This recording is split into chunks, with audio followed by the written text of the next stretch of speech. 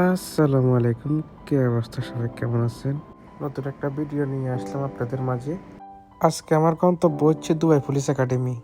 ওইখানে যাওয়ার মূল উদ্দেশ্য হচ্ছে আমার সিকিউরিটি লাইসেন্স, যেটা সেরা লাইসেন্স আর কি, এটা এক্সপায়ার হয়ে গেছে, সেজন্য আমি রিনিউয়াল করার জন্য যাচ্ছি। ফজরের নামাজটা পড়ে হালকা কিছু নাস্তা খেয়ে বেরিয়ে পড়লাম। আমি এখন আছি মেট্রো স্টেশনের ভিতরে। আসলে দুবাই সিকিউরিটি গার্ডের চাকরিগুলো এত সোজা না, অনেক কঠিন আছে। আমাদের বাংলাদেশের মানুষ ভাবে হয়তো সিকিউরিটি গার্ডের চাকরিগুলা বাংলাদেশের মতো, ব্যাপারটা আসলে তা না, অনেক কঠিন আছে। এই যে দেখতে পাচ্ছেন বুরুজ আল আরব, শেখ জায়েদ রোডের সাথে এটা। ফাইনালি আমি চলে আসলাম ক্লাসে। একটু পরে আমার ক্লাস চালু হবে। এটা হচ্ছে বেসিক লাইফ সাপোর্ট। অত্যন্ত দুঃখের সাথে কথাটা বলতে হচ্ছে, আমি ছাড়া একটা বাঙালিও নাই। বাপ রে, আমি না। সিকিউরিটি জব করতে হলে আপনাকে কমসে কম এসএসসি সার্টিফিকেট লাগবে।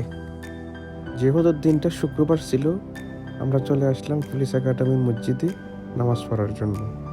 নামাজ শেষ হওয়ার পর বাকি ক্লাস শুরু হবে। এখানে আমাদের শুরু হবে প্র্যাকটিক্যাল ক্লাস। একজনের পর একজন যাবে, যা কীভাবে আগুন নিভাতে হয় এগুলো দেখাইবে। যদিও আমি কালো মানুষ, তবে ওদের সাথে দাঁড়ালে নিজেকে একটু সুন্দর মনে হয়। আজকে এই পর্যন্ত, দেখা হবে আগামী ক্লাসে।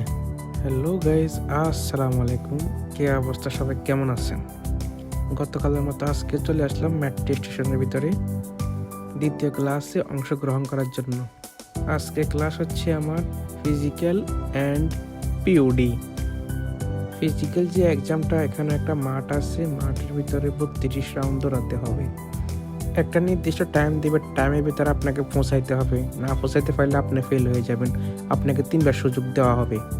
আর পিওডি ক্লাস হচ্ছে যারা হাঁটতে পারে না, কথা বলতে পারে না, তাদের কীভাবে হাতের ইশারায় কথা বলতে হয় ওইগুলো ট্রেনিং দেওয়া হবে আমাদেরকে। ক্লাসের ভিতরে মোবাইল ইউজ করার সুযোগ নেই, সেজন্য ভিডিওটা দেখাতে পারলাম না। আর ক্লাস শেষ হওয়ার পরে আমাদেরকে এই বেস্টটা দিয়েছে। আলহামদুলিল্লাহ, আমি পাস করে ফেলছি। আজকে এই পর্যন্ত, দেখা হবে অন্য কোনো ভিডিওতে। Thank you for watching video guys. Don't forget like, comment, share.